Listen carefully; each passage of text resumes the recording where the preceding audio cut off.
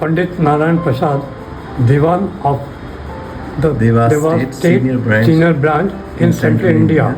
I hereby confirm upon you the title of Rao Bahadur as a personal distinction, Viceroy and Governor General of India. James Bond. 5th January 1917. दादा प्रणाम। खुश रहिए sir, खुश रहिए। और बताइए दादा, आप अभी आजकल अपना रूटीन क्या रहता है? बस सब कुछ काम नहीं है तो फुर्सत 1 मिनट की नहीं है। ओके। कुछ काम नहीं तो फुर्सत 1 मिनट की नहीं। पर हाँ, किताब पढ़ते रहना सबसे अच्छा काम है, पढ़ते रहता हूँ मैं। और अच्छा, आपने ये कहा कि किताब, तो किताबें कौन सी पढ़ने, क्या शौक़ रहता है? ऐसा सब कि मैं अकेला था तो मैंने रविन्द्र साहित्य, शरद साहित्य, इन सबको पढ़ डाला है, सब पढ़ डाला। पर हाँ, सीरियस चीज़ें नहीं पढ़ता था मैं, लाइट पढ़ता रहा शुरू से। जी जी। और आप अपने ना बचपन की कुछ स्मृतियाँ बताएं, जब अर्लीस्ट मेमोरीज़ आपकी किस तरह की हैं, फैमिली में कैसा माहौल था? जो देवास स्टेट है उसके तो दीवान रहे हैं आपके दादाजी, तो किस तरह की वो बातचीत चलती थी परिवार में, उसका असर तो खैर आज तक हम देख पाते हैं। भाई अमूमन तो ये होता था कि साल में 2-1 बार पैलेस पे जाना होता था, कोई फंक्शन होता था, जैसे कि दशहरा का फंक्शन, फिर जन्माष्टमी का फंक्शन, तो पैलेस जाना पड़ता था। और तमाम उस इन दोनों टोपी पहनना वॉज मोस्ट कंपलसरी था। टोपी नंगे सिर कहीं जाना आना नहीं होता था। अच्छा। ये कंटिन्यू रहा है 1957-58 तक। पुराने लोग बात थे बगैर टोपी के कहीं से बाहर नहीं निकलते थे। तो जो टोपी आपने कही दरबार में पहननी पड़ती थी? नहीं, टोप हम लोगों को तो पगड़ी पहनना पड़ती थी, जो तो पगड़ी पहनना पड़ती थी। अच्छा। क्योंकि मेरे दादाजी वो देवास रियासत के दीवान रहे हैं, तो हम लोगों को एक टाइटल था, उनके तो ताम्रपत्र है देवास रियासत का कि जब तक चांद सूरज रहेगा पंडित परिवार के बड़े लड़के को सरदार की उपाधि रहेगी। अच्छा। और उसे 50 रुपये महीना देवास सीनियर स्टेट की तरफ से जीवन भर मिलता रहेगा। और ये परंपरा कंटिन्यू रहेगी हर पंडित परिवार के बड़े लड़के के लिए। अच्छा, इतना वो था। तो ये जो परंपरा शुरू हुई, हाँ, तो दादाजी के समय में शुरू हुई? दादा समय में शुरू हुई, उसके बाद में मेरे फादर को रही, फादर से मुझे पास ऑन हुई, मेरे बाद मेरे लड़के को पास ऑन होगी। अरे वाह। तो आप ये बताएं कि जब दादाजी के समय में शुरू हुई परंपरा जी, तो उनकी पर्सनालिटी में ऐसी क्या बात थी कि जो शासक थे यहाँ के, उनको लगा कि इससे उपयुक्त व्यक्ति को इस बात के लिए नहीं हो सकते? पहली बात ये कि वो छोटे से गांव से आते थे। धार के पास में अमजरा नाम का एक जगह है, रियासत रही है, वहाँ पर रहते थे, ब्राह्मण परिवार से रहे। उन्हें पढ़ने का शौक़ था, तो वहाँ की सरकार थे, उन्होंने इंदौर पढ़ने भेजा। इंदौर में मिशन स्कूल था, जहाँ आज क्रिश्चियन कॉलेज है, क्रिश्चियन कॉलेज के पास में ही मिशन स्कूल था। वहाँ मेरे दादाजी ने पढ़ाई की, मैट्रिकुलेशन वहीं से करा उन्हें। और उसके बाद में उन्हें डेली कॉलेज में पढ़ाने के लिए ले गए। मेरे ग्रैंडफादर वहाँ टीचर हो गए थे। अच्छा। डेली कॉलेज में। और उसके बाद उन्हें मेरे ग्रैंडफादर को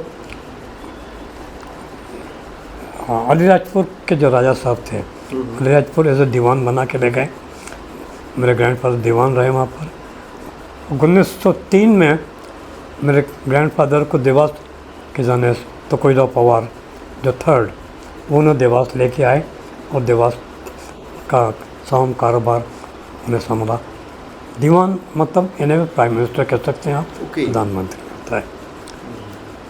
तो मेरे ग्रैंडफादर ने काफ़ी शिक्षा संबंधी चीज़ों में कार्य किया। इंदौर में बिजलपुर में नॉर्मल स्कूल नाम का एक संस्था चालू करी, गुरुकुल। और समवेयर 1918 या 20 में महामना पंडित मदन मोहन मालवीय उनके जरिए हवन करके स्कूल का उद्घाटन किया, गुरुकुल नाम से स्कूल चालू किया तो मेरे ग्रैंडफादर ने। इसके अलावा वो स्कूल चालू किया। आलोट देवास रियासत का ये गांव है रतलाम के पास में, वहाँ भी नारायण विद्यालय नाम का स्कूल चालू करा। ये मेरे ग्रैंडफादर का इस तरह अचीवमेंट से रहा है। चलते रहता था। तो दूसरा आप ये बताएं कि इसी बहाने थोड़ा सा देवास रियासत के बारे में हमें बताएं कि ये रियासत कब इंडिपेंडेंट रियासत बनी, और बाद में जाके आपने कहा कि इसमें पार्टीशन भी हुआ, तो थोड़ा सा इसका इतिहास बताएं। करीबन 1703 में या 1704 में मराठास इस एरिया में आए, और उनके जो वॉरियर थे या उनके जो सरदार लोग थे मध्य भारत के या मध्य प्रदेश के या इस एरिया के मालवा रीजन में अलग अलग तरफ गए, तो जिस आदमी ने जिस जगह को कॉन्कर करा, जीता, वो वहाँ का राजा क्या, पेशवा ने उनको वहाँ का राजा बना दिया। जैसे कि सिंधिया ग्वालियर का रहा तो ग्वालियर रह गए, होलकर्स इंदौर है, इंदौर राज मिल गया, पवार एक ब्रदर देवास आए तो देवास रियासत हो गई, एक पवार रतलाम गए तो वो वहाँ रतलाम की रियासत हुई, एक और पवार थे वो धार के राजा रहे। तो इस प्रकार मराठास के जो सरदार लोग रहे, जैसे जो एरिया कॉन्कर करा वो वहाँ के राजा बना दिए गए। ये पेशवा ने किया था, पेशवा कौन से इतना ध्यान नहीं है, बस 1703 या 1704 की बात है। फिर कुछ समय के बाद देवास में जो राजा थे उनके 2 लड़के हुए थे, तो उन्होंने देवास रियासत को, दोनों से प्रेम करते थे, उन्होंने कहा यार एक लड़के को राजा बनाऊंगा, दूसरे को बुरा लगेगा, तो उन्होंने रियासत को 2 पार्ट में डिवाइड कर दिया, देवास सीनियर, देवास जूनियर, या मराठी में कहें देवास मोटी पाती और देवास छोटी पाती। देवास अच्छा। मोटी पाती और देवास छोटी पाती। तो ये कौन सा एरिया छोटी में आया, कौन सा बड़ी में आया? नहीं, तो पहले तो क्या था कि एक गांव देवास सीनियर का, एक गांव देवास जूनियर का। तो समवेयर 1930 के आसपास एडमिनिस्ट्रेटिव प्रॉब्लम आने लगे, तो फिर सब ने बैठ के डिसाइड करा कि यार एडमिनिस्ट्रेटिव प्रॉब्लम आता है, तो एक काम करें, इसको एक डिवाइड कर लें, एक भाई एक साइड की ज़मीन ले ले, एक साइड दूसरी ले। तो देवास में बस स्टैंड के वहाँ पर एक रोड है, उसको कहते हैं शामनाथ रोड, शामनाथ मतलब कॉमन रोड जी। तो उसके पूर्वी भाग को देवास सीनियर कहलाया और पश्चिमी भाग देवास जूनियर कहलाया। इसी हिसाब से देवास जूनियर के जितने गांव थे वो सब पश्चिम में रहे, देवास सीनियर के देवास से लेकर पूर्व में रहे। और एक और मज़े की बात, देवास रियासत के अलग अलग पॉकेट्स में गाँव रहे हैं। फॉर एग्ज़ाम्पल सारंगपुर जो यहाँ से 100 किलोमीटर करीब है, वो देवास सीनियर रियासत का है। खंडवा रोड पर बागोद है, वो देवास जूनियर रियासत का है। दक्षिण अपना पश्चिम साइड में जौरा के पास में रिंगनोद नाम का एक जगह है, वो देवास जूनियर का है। और रतलाम के पास में एक जगह है आलोट, वो देवास सीनियर का है। इस हिसाब से देवास सीनियर जूनियर रहा। आज भी देवास जूनियर का जो शामनाथ रोड के एक स्कूल है जिसे आज के डेट में नारायण विद्या मंदिर कहते हैं, असल में वो क्वीन विक्टोरिया हाई स्कूल था। वहाँ अभी भी बोर्ड लगा हुआ है क्वीन विक्टोरिया हाई स्कूल का। इस हिसाब से 1932-33 में ये डिवीज़न हुआ और पूर्वी साइड के तमाम गांव देवास सीनियर में आ गए, बाएं तरफ देवास जूनियर में आ गए। अच्छा, आप प्लीज़ ये बताएं कि जब ये तय हो गया कि वो भारत आज़ाद होगा, और एक बात ये भी चली थी कि भाई रियासत चाहें तो अपने आप को आज़ाद रखें, हाँ। या जो भारत का संघ है उसमें विलय कर लें। तो यहाँ देवास में तब किस तरह की बातचीत दरबार में चल रही थी, तब कैसी स्थितियाँ थी यहाँ? सही बात है कि उस वक्त मैं मुश्किल से 7-8 साल का रहा हूँगा या 9 साल का रहा हूँगा उसमें। नो तो विशेष गतिविधियाँ तो नहीं थी, पर हाँ आज़ादी की खुशी बहुत थी, बहुत खुशी थी लोगों में। और एक बात ये भी है कि देवास सीनियर रियासत के राजा थे विक्रम सिंह पवार, वो सेकेंड वर्ल्ड वॉर में मराठा सोल्जर के मॉरल बूस्टिंग के लिए इटली और वहाँ भी गए थे, यूरोप भी गए थे। तो एज़ पर क्वालिफिकेशन के हिसाब से हिंदुस्तान का पहला जनरल विक्रम सिंह पवार होने थे, पर पॉलिटिक्स के चक्कर में उनके बजाय general Thorat chief of army staff बने हिंदुस्तान के। तो देवास रियासत में भी पूछता कि उनके बारे में बहुत उम्मीदें थी कि बनेंगे, नहीं हुआ। नहीं हो पाया। उसके बाद में उसके 2 या 4 साल के बाद में विक्रम सिंह पवार जो देवास रियासत के राजा थे, वो उन्हें शाहू महाराज कोल्हापुर वाले उन्होंने गोद ले लिया, तो कोल्हापुर चले गए एज ए राजा और वहाँ गोद गए। तो देवास की गद्दी खाली हुई तो कोई पवार अपना विक्रम सिंह पवार ने अपने लड़के कृष्णाजीराव पवार को देवास से गद्दी सौंप दी। इस प्रकार से एक ही परिवार में 2 राजा रहे, एक कोल्हापुर का राजा, एक देवास के राजा रहे।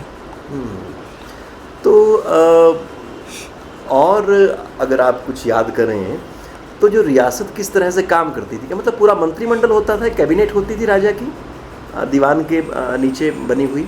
कोई दीवान is nothing but chief minister या प्राइम मिनिस्टर कह सकते हैं उसे आप। और सभासद सरदार लोग होते थे, वो कोई एजुकेशन का था सरदार, कोई अपना हेल्थ संबंधी इसमें था। जैसे मेरे एक अंकल थे, उनका नाम था हरप्रसाद पंडित। मेरे फादर 3 ब्रदर थे। अच्छा। शिव प्रसाद पंडित, वो chief of army staff Dewas union state. Harprasad Pandit, chief of education department Dewas रियासत, आज के हिसाब से आप बोल सकते हैं DO थे। मेरे father he was not qualified man, but still he was engineer and incharge of Dewas union garage. Even जो सामने पावर हाउस है मेरे फादर का इंस्टॉल करा हुआ है। तो और इसके अलावा बाकी जो सरदार लोग थे वो अलग अलग डिपार्टमेंट देखते थे। जैसे कि देवकर परिवार, वो हेल्थ संबंधी काम देखते थे। बहुत छोटा था और उसके बाद क्या हुआ कि कुछ सालों बाद में मुझे देवास से बाहर जाना पड़ा। अच्छा। मुझे फादर ने मल्लाश्रम इंदौर में भर्ती कर दिया था। दैट वाज बोर्डिंग हाउस, और वहाँ पर सिर्फ बोर्डिंग में रहना पड़ता था, डे बोर्डर एक भी नहीं होता था। उन दिनों वहाँ पर का स्ट्रेंथ 216 बच्चे थे टोटल, हम वहीं रहते थे। तो देवास से एक तरीके से आप फिर वो संबंध विच्छेद हो गया? नहीं, कई फिल्मों ने बनाया। अच्छा। और हाँ, सबसे अच्छी फिल्म जो मेरे यहाँ पर चली या जिसने रिकॉर्ड भी कायम करा, दैट वाज नदिया के पार। अच्छा। नदिया के पार मेरे यहाँ पर करीबन 9 महीने से ज़्यादा चली है। कमाल हो गया, उसके सारे गाने नदिया यानी देवास के लोकल लोगों ने आना ही बंद कर दिया था। सिनेमा में पूरा कंपाउंड बैलगाड़ियों से आसपास गांव के लोगों से भरा रहता था। तो यानी कि वो पूरे, हाँ, वो एक तरह से पूरे अंचल की वो कहानी थी। तो लोगों को लगा कि हमारे घर की बात, और उसका इतना मधुर संगीत था। और वो सचिन ही थे, और सारिका का इतना सुंदर अभिनय उसमें। वो देख के लगता था कि फिल्म है, आप 10 बार भी देखें तो भी अच्छा लगता था। परिवार के साथ बैठो तो और अच्छा लगता था। और वो सब चीज़ें चेंज हो गई। और एक बात और है सिनेमा के बारे में, आता कि मैं पढ़ के आया था, तो उन दिनों क्या था कि हम लोग इंग्लिश पिक्चर इस एरिया में सिर्फ महू में लगते थे, और फेम नाम का थिएटर था, वहाँ इंग्लिश पिक्चर लगते थे। वो देखने कई बार महू जाया करते थे। कुछ सालों के बाद में समवेयर 1958 में इंदौर में स्टारलाइट नाम का चालू सिनेमा चला, that was open air theatre. उसमें इंग्लिश पिक्चर आती थी। And the first picture was bus stop, Doris Day and डेनिके, उनकी पिक्चर थी। तो मेरे साथ भी पिक्चर का शौक तो रहा है, तो मैंने देवास में इंग्लिश पिक्चर लगाना चालू करा, टिपिकल इंग्लिश स्टाइल में। सैटरडे शाम को 4 बजे, अच्छा, संडे को सुबह 10 बजे, दैट वाज टिपिकल वे। फिर कुछ सालों के बाद में जब 4 शो का सिस्टम चालू हुआ, पहले 2 शो होते थे, शाम को 7 बजे, रात को 10 बजे। फिर बाद में 3 शो का 4 शो का सिस्टम चालू हुआ। तो इस तरह से रहा। तो जो फिल्म की ओपनिंग है शुरू से फ्राइडे को होती है? फ्राइडे को होती है। ये शुरू से ऐसा रहा? शुरू से ऐसा रहा है। और हम लोग को छोटी स्टेट देवास छोटी जगह रही, तो यहाँ पर ऐसा कुछ नहीं, जिस दिन पिक्चर मिल गई उसी दिन लगा दी। पिक्चर नहीं आया, कलेक्शन नहीं आ रहा है, चेंज कर देते थे। अच्छा। पर हाँ, ज़्यादातर शुक्रवार को होती थी, क्योंकि बड़ी पिक्चर या कोई पिक्चर, नई पिक्चर इंदौर में, इंदौर, ग्वालियर, जबलपुर, भोपाल, वहीं लगती थी। जी। अच्छा अंकल, कोई और बात जी। आपके इस इतने प्यारे से शहर देवास के बारे में आप हमें बताना चाहें? कोई ऐसी ख़ास बात जो ज़रूर जाननी चाहिए हम सबको? सब देवास तो कलाकारों की नगरी रही है। विशेषकर देवास में कुमार गंधर्व और उस्ताद रजनी खां रहे हैं, और मुझे तो उस्ताद रजनी खां किसी का सानिध्य भी मिला है। मेरे अंकल जो कर्नल शिव प्रसाद थे, वो म्यूज़िक के बहुत शौकीन थे। अमूमन उनके यहाँ पर महफिल सजती थी तो उनके खबर, रजनी खां साहब की खबर आती थी कि आज मेरा गाने का मन है, तो कर्नल साहब गाने का इंतजाम करते थे शुरू में, और वहाँ पर उनको हम लेने जाते थे। उनको, उनके तबलचियों को उनको साथ लेकर जीप से घर पे लेके आते थे। रात को महफिल सजती थी, रजनी खां का गाना होता था। और उसके बाद जब इंदौर रेडियो स्टेशन का उद्घाटन हुआ, उसमें भी रजनी खां को हम लोग लेके गए हैं, जीप में लेके गए हैं। उसका उद्घाटन में रजनी खां का भी काफ़ी हो रहा। फर्स्ट डे उनका भी गाना हुआ है रजनी खां साहब का। तो देवास ऐसी रियासत है, ये शौकीन लोगों की रियासत है। इसके अफजल बड़ा अच्छा पेंटर है, अफजल हैं। इसके अलावा देवास के जो राजा थे, उन लोगों को कुश्ती का भी शौक़ था। अच्छा। देवास में एक एरिना बनाया है, या जिसे बोले छोटा स्टेडियम, जहाँ पर सिर्फ कुश्तियाँ होती है। आज भी वो जगह है, छोटी माता के ठीक नीचे वहाँ पर एक बड़ा सा एरिना बना हुआ है। बीच में लाल मिट्टी का वो है, अखाड़ा है, वहाँ कुश्ती होती है। साइड में बिल्कुल स्टेडियम टाइप बना हुआ है, वहाँ पर प्रोग्राम होते थे। हरनाम सिंह, पेट्रोज, गामा, हरनाम सिंह, ये बड़े बड़े पहलवान वहाँ पर हम कर सकें। और मज़े की बात ये, गामा पहलवान को मुझे हल्की सी मेमोरी है, उन्हें हाथी पे बैठा के भी देवास स्टेडियम घुमाया गया था। अरे वाह! तो इस तरह का ये देवास और इसकी वो महिमा है। इसके अलावा राजा लोगों को शौक भी था।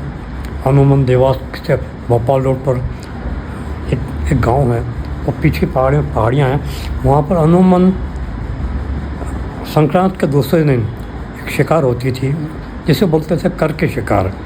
घोड़े पर बैठकर बल्लम से सूअर के शिकार की जाती थी, वो देवास में अरेंज होती थी बाकायदा। तो देवास रियासत बड़ी हो रही है, म्यूज़िक के मामले में, संगीत के मामले में, कुश्ती के मामले में, सभी मामलों का भी हो रही है। और हमने देखा कि बाहर आपके पास बड़ी पुरानी गाड़ियाँ भी हैं, तो कई तरह के शौक़ हैं एक तरह से। तो परिवार के पास ये गाड़ियाँ शुरू से रही होंगी? शुरू से रही सब। मेरे फादर को शौक़ था, ही was not a qualified man, still बहुत शौक़ था, और वो स्टेट गैरेज के इंचार्ज भी रहे हैं। मुझे याद है 1949 में उन्होंने गाड़ी बुक की थी, इंग्लैंड से आई थी वो गाड़ी, that was Sunbeam 5 horse train, sharp drive थी वो गाड़ी। दो ही पैरेलल इंजन चलते थे, 2 पिस्टन सामने चलते थे, और उसमें चेन नहीं थी, शार्प थी। तो बचपन से गाड़ियों में गुजरा है। गाड़ियों में गुजरा। अच्छा अंकल, कुछ चीज़ें हमें आप दिखाएं, हम देखना चाहेंगे यहाँ पे। आपको गाड़ी की फ़ोटो बता दूँ तो आइए इधर। अच्छा, फोटोज हैं पूरी। ये सनबीम का है। अच्छा। The time I was Indian air force 1961। ऊपर भी गाड़ी में है। अच्छा, ये नेहरू जी भी हैं?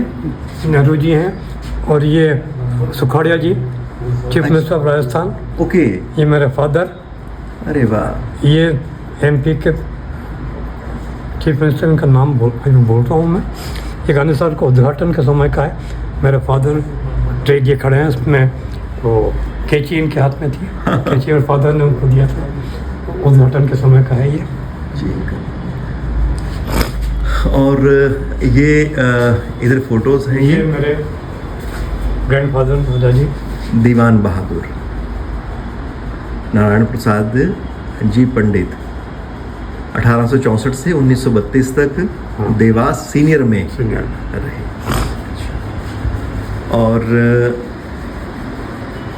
सरदार की उपाधि मिली हरि प्रसाद जी पंडित 1914 से 1996 तक, तो ये पिताजी रहे। और हम ये देख रहे हैं कि जिस तरह से ये शेर की भी वो है खाल खींची हुई। तो शिकार किया हुआ कभी ये सब 1951 में मेरे फादर ने लगाया था। अच्छा। मेरे तो वो हिरन और वो सांभर है, वो शिवपुरी जंगल में मारा हुआ है। अच्छा। और ये जो हिरन का सींग है, काला हिरन जिसे बोलते हैं, ये खातेगांव का नॉर्थ साइड का है। अच्छा। और अभी जिस तरह से मेरे भाई ने पूछा था, तो ये फिर कैसे तैयार करते हैं, इस फॉर्म में कैसे लाया जाता है इसको? सबसे पहली बात ये होती है, आप शिकार करके आएँ तो उसका पेट साफ कर दिया जाता है, वरना पेट अंदर फूलने लगता है। तो सबसे पहले पेट साफ करा जाता है। पेट साफ करके उसे गाड़ी में रख के ले आते हैं। फिर किसी को इसका चमड़ी निकालने के लिए इसके विशेषज्ञ होते हैं, उन्हें लाना पड़ता है। उनको कहने को चमार कहते हैं, तो उन्हें लाना पड़ता है। वो इसका पूरा चमड़ी निकालते हैं, वो चाकू से काटते जाते हैं, वो खींचते जाते हैं और चमड़ी को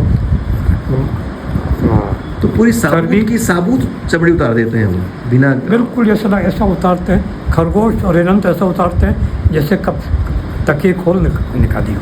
अरे। और इसको बाद में नमक को फेंटी लगा कर सुखाया जाता है, ताकि जितना भी इस पर मांस और चर्बी लगे वो गल जाए, सूख जाए। तो सुखा के इसे ठंडे भेजा जाता है।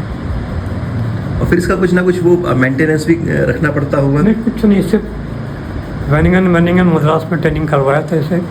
उनका एक इंस्ट्रक्शन थी, हर महीने बाद में इसे ब्रश से साफ कर दो और कुछ मत करो, नो केमिकल रिक्वायर्ड। अरे जी। और अच्छा, एक ये जो दीवानी मिली थी, तो उसका ये नहीं सब ये सनद है।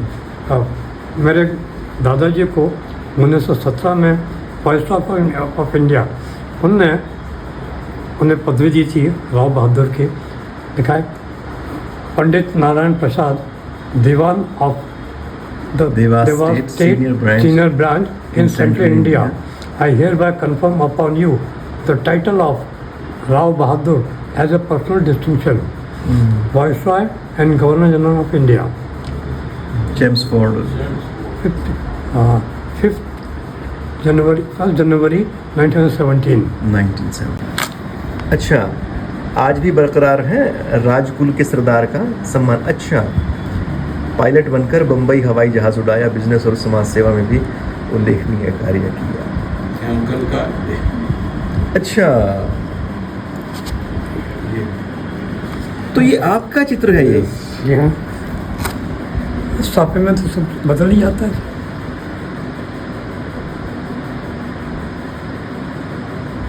ऊपर आंटी है और अच्छा, पूरा परिवार ये है। दादी भी नहीं। बहुत बहुत सुंदर। ये किस तरह का चेहरा,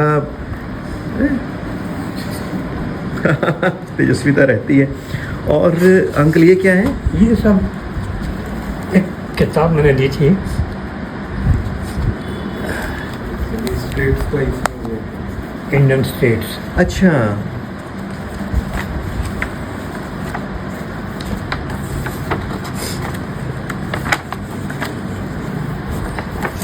इसमें सभी स्टेट्स हैं, देवास भी है, हैदराबाद, इंदौर। बहुत सुंदर ये तस्वीर। मेरी मदर हैं। अच्छा। She pass away age of 100। अच्छा, देखिए माँ के जैसा फिर दूसरा कोई वो नहीं। उनसे भी बहुत स्नेह था दादी का। अच्छा, ये स्टेट दीवान स्टेट जो है अमन ने ढूंढ निकाली, तो ये हमारी स्टेट आ गई दादा। हाँ। एक बार आप देखिए जी। नहीं, आपको कोई इंटरेस्ट हो इनमें? हाँ, नहीं, बहुत इंटरेस्ट है। ये तो बहुत ही महत्वपूर्ण दस्तावेज हैं। ये तो कोई लो पवार द थर्ड। ओके।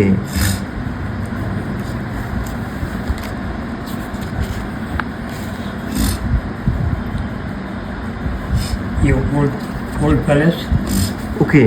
इस पैलेस पे आज भी हर इस पे जन्माष्टमी पे 7 दिन तक भजन होते हैं। 7 दिन तक 24 आवर्स भजन होते हैं। 2-2 घंटे के पहले होते हैं और 7 दिन तक भजन होते हैं। और इसमें शाम को 8 से 10 बजे तक देवास महाराजा वो खुद भजन करने आते हैं, वो अरे अटेंड वाह। करते हैं। तो जो शाही परिवार है दादा, वो अभी भी है देवास में या बाहर? अच्छा, अभी भी हैं। अभी भी हैं। और फिर जन्माष्टमी का रात को फंक्शन होता है। नेक्स्ट डे उससे बोलते डिंडी निकलती है पैलेस से, भगवान को पालकी में बैठा के तालाब पर ले जाते हैं, उन्हें स्नान कराते हैं, वापस पैलेस पे लेके आते हैं। और दिस थिंग इज कंटिन्यूड